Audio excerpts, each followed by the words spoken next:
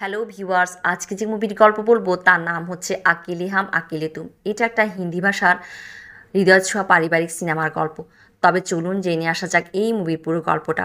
গল্পের শুরুটা হয় একটা মেয়ে যার নাম কিরণ, তাকে দিয়ে। সে একজন ক্লাসিক্যাল সিঙ্গার, আর সে তার ওস্তাদির কাছ থেকে গান শিখছে। এখানে তার বাবা মা চায় যে কিরণ একজন বড় মাপের ক্লাসিক্যাল সিঙ্গার হোক। কিরণকে আমরা দেখেছি সে তার বান্ধবীদের সাথে একটা হোটেলে এসেছে গান শুনতে। আর এখানে সে রোহিত শর্মার গান শুনে তার কাছে অনেক ভালো লাগে। রোহিত এই হোটেলে গায়। সে একজন ছোটোখাটো সিঙ্গার আর কম্পোজার। রোহিত ভাড়া বাড়িতে থাকে।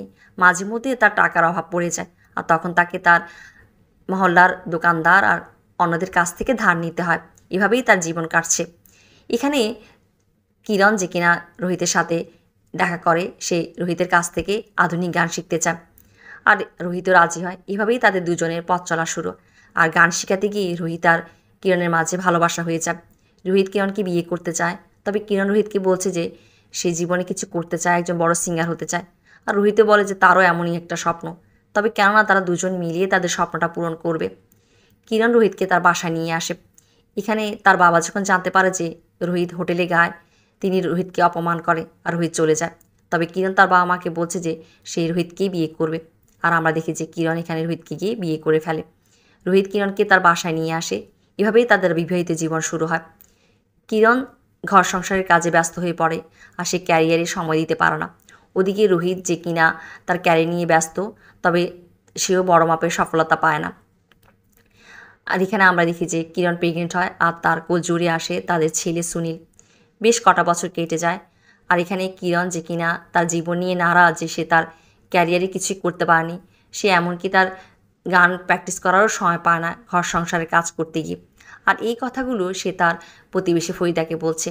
ফরিদা কিরণকে বলছে যে কিরণকে ঘর সংসারের কাজের মধ্যেও কিছুটা সময় বের করা দরকার তার গানের প্র্যাকটিস করার জন্য। কিরণ রোহিতের সাথে একটা পার্টিতে আসে। এখানে তাদের সাথে দেখা হয় মিউজিক ডাইরেক্টর কৌশিক আমার। আর রোহিত যখন তাদেরকে তার পরিচয় দেয়, এখানে কৌশিক আমার রোহিতকে বলে যে একদিন স্টুডিওতে আসার জন্য সে রোহিতের গান শুনবে। আর এখানে কিরণ একটা ক্যাসেটে তার গান রেকর্ড করে নিয়ে এসছে। সেই রোহিতকে বলে যে ক্যাসেটটা কৌশিক আমারকে দেওয়ার জন্য, তবে রোহিত সেটা দেয় না। বাসায় আসলে কিরণ রোহিতের উপর রাগ করে যে সে কেন ক্যাসেটটা দেয়নি। রোহিত তাকে বলছে যে সে নিজেও শুনেনি যে কিরণের ক্যাসেটের গানগুলো কেমন হয়েছে। আর কৌশিক আমার যেখানে কিনা রোহিতের গানই শুনতে চাচ্ছিল না, সে কীভাবে কিরণের ক্যাসেট তাদেরকে দেবে। তবে কিরণ বলছে যে রোহিত তার ক্যারিয়ার নিয়ে ব্যস্ত, সেই কিরণের ক্যারিয়ার আর স্বপ্ন নিয়ে তার কোনো ভাবনাই নেই। এখানে এই কথাগুলো কিরণ সকালবেলা ফরিদাকে বলছে। আর সে ফরিদার সাথে কথা বলছে। ফরিদা তাকে বলছে যে রোহিতের এরকম করা উচিত হয়নি। আর সেই কিরণকে বলে যে কিরণকেও তার ক্যারিয়ার আর স্বপ্ন নিয়ে ভাবা উচিত। ওদিকে রোহিত এসে যখন দেখছে যে কিরণ ফরিদার সাথে গল্প করছে, সে কিরণকে বলে যে কিরণ এখানে এসে কী করছে, তার কিছু জিনিসের দরকার। সে চায় যে কিরণ অন্য 4টা মেয়ের মতো ঘর সংসার নিয়ে ব্যস্ত থাকুক। তবে রোহিত এখানে ভুলে গিয়েছে যে কিরণ তাকে বিয়ের আগেই বলেছিল যে কিরণ একটা স্বপ্ন আছে, সে একজন বড় সিঙ্গার হতে চায়। এখানে আমরা কিরণকে দেখছি যে কিরণ তার জীবনটা নিয়ে ভাবছে। সেই ভাবছে যে রোহিত বিয়ের আগে বলেছিল যে তারা দুজন মিলে তাদের স্বপ্ন পূরণ করবে। তবে এখন রোহিত তার ক্যারিয়ার নিয়েই ব্যস্ত। আর এখানে কিরণের সিদ্ধান্ত নিয়ে যে সে তার জীবনে কিছু একটা করবে, আর সেজন্য সুনীল আর রোহিতকে ছেড়ে যাবে। রাতে যখন রোহিত ফিরে আসে, এখানে রোহিত কিরণকে বলছে যে মিউজিক ডাইরেক্টর কৌশিক আমার তাকে একটা ফিল্মে গানের অফার দিয়েছে, আর এতেতে সে অনেক খুশি। তবে কিরণ রোহিতকে বলে যে সে ঘর ছেড়ে চলে যাচ্ছে। এটা শুনে রোহিত বেশ অবাক হয়ে পড়ে। সে কিরণকে বোঝাতে চায়, তবে কিরণ রোহিতের কোনো কথাই শুনতে নারাজ। একটা পর্যায়ে এখানে রোহিত রেগে যায়। সে কিরণকে বলে যে কিরণ তেমনটা ভালো গায় না, আর সে রোহিতকে জ্যালাস করে। এটা শুনে কিরণ আরও রেগে যায়, আর সেই ঘর ছেড়ে চলে যায়। ওদিকে ফরিদা এসে রোহিতকে বলছে যে রোহিত কখনোই কিরণকে বুঝতে চায়নি, আর কিরণের স্বপ্ন আর ক্যারিয়ার নিয়ে তার কোনো গুরুত্বই ছিল না। এখানে আমরা দেখি যে তাদের যে সন্তান সুনীল সকালবেলা দেখে যে তার মা নেই। সে রোহিতকে জিজ্ঞেস করলে রোহিত তাকে বাহানা করে, বলে যে কিরণ 2-4 দিন পরে আসবে। আর সে সুনীলকে স্কুলের জন্য রেডি করে স্কুলে নিয়ে আসে। আর রোহিত রেকর্ডিংয়ের জন্য যায়। তবে সেই দিন রেকর্ডিং হয় না। তবে রোহিতের আসতে দেরি হয়ে যায়। সুনীল যে স্কুলের বাইরে একটা জায়গায় বসে রোহিতের জন্য অপেক্ষা করতে থাকে। আর সে রোহিতের উপর রাগও করে যে রোহিত অনেক দেরি করে ফেলেছে। এখানে আমরা দেখি যে কিরণ যে কিনা ছোটোখাটো জিঙ্গেল গায়, এভাবেই সে তার ক্যারিয়ার শুরু করেছে। কিরণ সুনীলের জন্য একটা চিঠি পাঠায়, আর এই চিঠিটা রোহিত সুনীলকে পড়ে শোনাচ্ছে। চিঠিতে এটা লেখা আছে যে কিরণ সুনীলকে অনেক ভালোবাসে, আর তার মাকে তার স্বপ্ন পূরণ করার জন্য সুনীলকে ছেড়ে যেতে হয়েছে। আর কিরণ এখন চায় যে সুনীল তার বাবার সাথে মিলেমিশে থাকুক। সুনীল যে কিনা এটা আশা করেছিল যে তার মা ফিরে আসবে, চিঠিতে এটা লেখা থাকবে, আর সে এটা শুনে তার কাছে খুব খারাপ লাগে, সে মন খারাপ করে চলে যায়। ওদিকে আমরা রোহিতকে দেখছি যে সে পরের দিন রেকর্ডিংয়ে আসে, আর সে যখন রেকর্ডিং প্র্যাকটিস করছিল সে দেখে যে ডাইরেক্টর কৌশিক তার যে মিউজিক কম্পোজের ডায়েরিটা আছে সেটা ঘেটে ঘুটে দেখছে, আর এখানে রোহিতের সন্দেহ হয়ে যায়। আর রোহিত গিয়ে কৌশিকের কাছ থেকে সে ডায়েরিটা নিয়ে নেয়। এখানে কৌশিক মনে মনে রোহিতের উপর ক্ষেপে যায়, আর রোহিত যখন রেকর্ডিং করছিল তখন সে রোহিতের সাথে অপমান শুরু করে, আর রোহিত এখানে আরও ক্ষেপে যায়, সে রেকর্ডিং না করেই সেখান থেকে চলে আসে। ঘরে আসলে সে এখানে সুনীল তার কথা শুনতে চায় না, দুষ্টামি করে, আর রোহিত সুনীলকে বকা দিয়ে তাকে মার লাগায়, আর সে বাসা থেকে বাইরে চলে আসে। বেশ রাত হয়ে যায়, সে বাসায় ফিরে আসে, আর সে দেখে যে সুনীল যে কিনা এখনও ঘুমায়নি। সুনীল তার বাবাকে সরি বলে, আর সে রোহিতকে বলে যে রোহিতও কি তাকে তার মার মতো ছেড়ে চলে যাবে। রোহিত বলে যে সে তাকে অনেক ভালোবাসে, তাকে ছেড়ে চলে যাবে না। আর সে সুনীলকে এটাও বোঝায় যে তার মা তাকে ছেড়ে যায়নি, তার মার একটা স্বপ্ন ছিল সেটা পূরণ করতে গিয়েছে, তার মা তাকে অনেক ভালোবাসে। আর এখানে রোহিত সুনীলকে বলছে যে কাল থেকে তারা দুজন নতুন করে তাদের জীবনটা শুরু করবে। আর আমরা দেখি যে পরের দিন সকালবেলা রোহিত সুনীলের সাথে একটা নতুন জীবন শুরু করে, যেখানে সে সুনীলের অনেক খেয়াল রাখে, তার দায়িত্বগুলো পালন করে, আর সুনীলও তার বাবার সব কথা মেনে নেয়। এখানে আমরা দেখি যে রোহিত সুনীলকে নিয়ে একটা পার্কে এসছে, আর সে ফরিদার সাথে কথা বলছিল, সে খেয়াল করেনি রোহিত খেলতে খেলতে মাথায় ব্যথা পায়, তার মাথায় দিয়ে রক্ত বের হচ্ছিল, আর রোহিত দৌড়ে তাকে হসপিটালে নিয়ে আসে, এখানে তার চিকিৎসা হয়। ওদিকে আমরা কিরণকে দেখছি যে কিরণ গিয়ে একটা ছোটোখাটো অভিনয় অফার এসেছে তার কাছে, আর সে অভিনয় করে। এখানে যে ডাইরেক্টর তার কাছে কিরণের অভিনয় ভালো লাগে, আর সে কিরণকে একটা ব্রেক দেয়, আর কিরণ একজন সফল মডেল হয়ে ওঠে। ওদিকে আমরা রোহিতকে দেখছি যে রোহিত যেই হোটেলে আগে গান গাইতো সেখানে আবারও সেই গানের কাজটা নেয়। আমরা দেখি যে কিরণকে তার যে ডাইরেক্টর সে তাকে একটা তার ফিল্মে হিরোইন হিসাবে নেয়, আর এভাবেই কিরণ একজন সেলিব্রিটি হয়ে ওঠে, আর তার সিনেমা রিলিজ হয়। তার সিনেমার পোস্টার দেখে ফেলে রোহিত আর সুনীল, আর সে রোহিতকে দেখায়, আর আমরা দেখি যে সে রোহিতকে বলছে যে সে কিরণের সিনেমাটা দেখতে চায়। রোহিত তাকে হলে নিয়ে আসে, তবে এখানে হল হাউসফুল হয়, তবে রোহিত যে কোনোভাবে সুনীলকে কিরণের সিনেমাটা দেখায়। সুনীল অনেক খুশি, সে তার মার সাথে দেখা করতে চায়, তবে এখানে অনেক ভিড় থাকে, আর কিরণের বাবা কিরণকে তাড়াহুড়া করে নিয়ে যায়।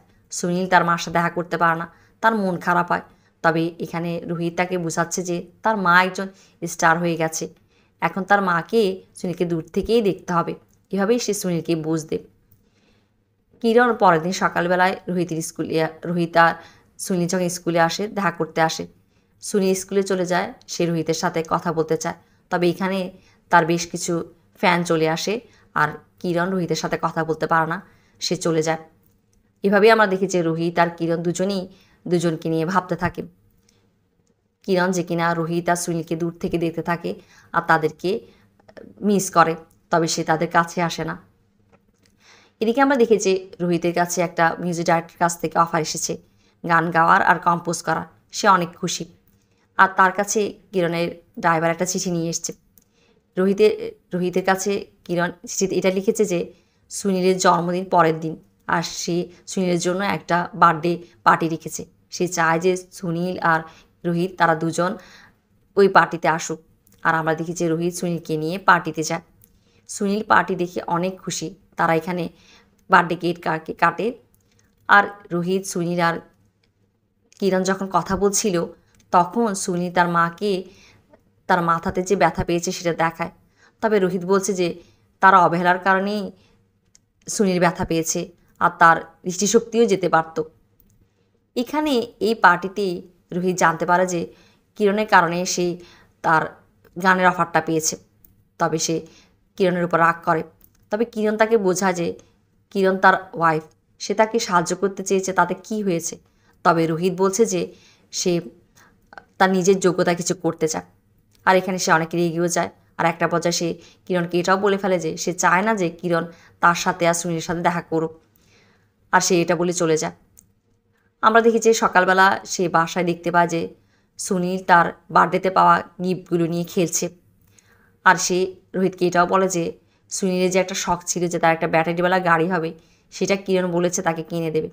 এটা শুনে রোহিত বলে যে সে রোহিতকে সে গাড়িটা কিনে দেবে।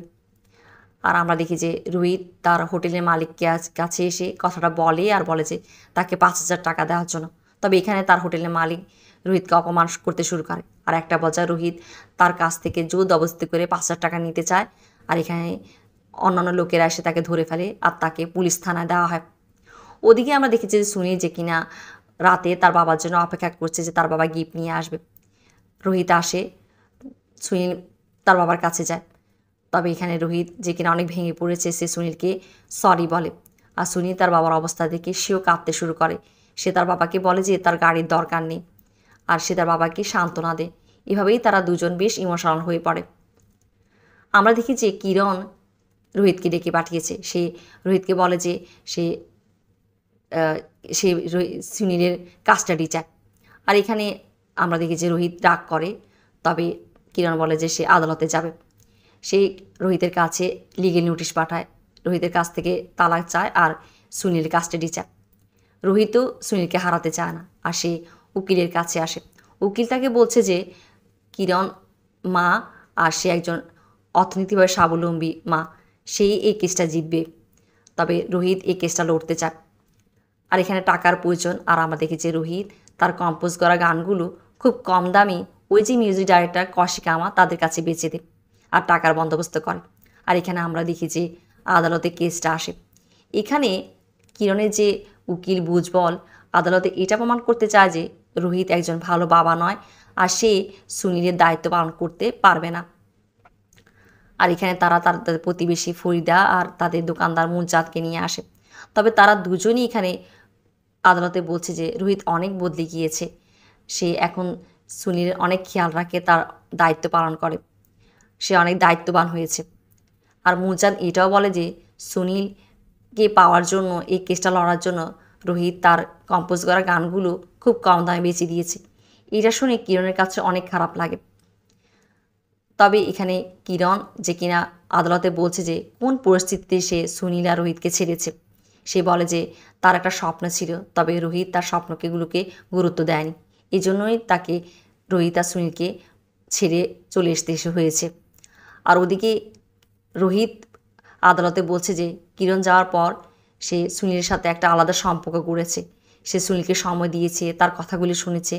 এভাবেই তাদের দুজনের মধ্যে একটা সুন্দর সম্পর্ক গড়ে উঠেছে। আর সে কিরণকে বলে যে সে রিকোয়েস্ট করে যে সে যাতে সুনীলকে তার কাছ থেকে দূরে নিয়ে না যায়। তবে তাদের যে কিরণের যে উকিল বুজবল এখানে বেশ কয়েকটা বিষয় আদালতে নিয়ে আসে। বুজবল এটা বলে যে আদালতে রোহিতের অবহেলার কারণে সুনীল মাথায় ব্যথা পেয়েছিল, তার দৃষ্টিশক্তিও যেতে পারত। আর সেইটাও বলে যে রোহিত অনেক জিদ্দি, যার কারণে সে মিউজিক ডাইরেক্টর কৌশিক আমার সাথে গানের রেকর্ডিং করতে পারেনি। আর যে হোটেলে সে গান গাইতো, সেই হোটেলের মালিকের কাছ থেকে সে জোর জবরদস্তি করে টাকা নিতে চেয়েছে, যার জন্য তাকে পুলিশ থানায় যেতে হয়। আর এগুলো বলে বুজবল এখানে এটাই প্রমাণ করে যে রোহিত একজন দায়িত্ববান পিতা না। আর আমরা দেখি যে আদালত কিরণের পক্ষে রায় দেয় আর সুনীলের কাস্টাডি কিরণকে দেওয়া হয়। রোহিত এখানে বেশ ভেঙে পড়ে। আমরা দেখি যে রোহিত সুনীলকে নিতে স্কুলে আসে আর সে সুনীলকে বেশ বুঝিয়ে সুঝিয়ে তাকে সব কথা বোঝায়। আর আমরা দেখি যে পরের দিন সকালবেলা কিরণ যে কিনা সুনীলকে নিতে আসবে, সুনীল এখানে কান্না করছে। রোহিত তাকে বোঝা যে তার মা তাকে অনেক ভালোবাসে, সে তাকে অনেক খুশি রাখবে, আর রোহিতও তাকে দেখতে যাবে। আর এখানে সবাই মিলে সুনীলের ব্যাগ প্যাক করে দিয়ে তাকে নিচে নিয়ে আসে। ফরিদা যখন সুনীলের ব্যাট নিতে উপরে আসে, সে দেখে যে রোহিত অনেক কান্না করছে, তার কাছে অনেক খারাপ লাগে। এদিকে আমরা দেখি যে কিরণ আসে, সে এসে রোহিতের সাথে কথা বলে। সে রোহিতকে বলে যে সে সুনীলকে তার কাছ থেকে নিয়ে যাবে না। সে রোহিতকে বলে যে সে সুনীলকে একটা বড় ঘর তো দিতে পারবে, তবে এই ঘরে যে আপনত্ব আর ভালোবাসা সুনীল পাবে সেটা সে কখনোই সুনীলকে দিতে পারবে না। আর আমরা দেখি যে সুনীল আসলে কিরণ তাকে বলে যে এটাই সুনীলের আসল ঘর, আর সে তার বাবার সাথেই থাকবে। এই বলে কিরণ চলে যাচ্ছিল, আর রোহিত পিছন থেকে কিরণকে বলে যে এটা কিরণেরও ঘর। আর আমরা দেখি যে কিরণ গিয়ে দরজাটা লাগিয়ে দেয়, আর সে এসে রোহিত আর সুনীলকে জড়িয়ে ধরে। আর এইভাবেই এই হৃদয় ছোঁয়া পারিবারিক গল্পটা শেষ হয়। ধন্যবাদ।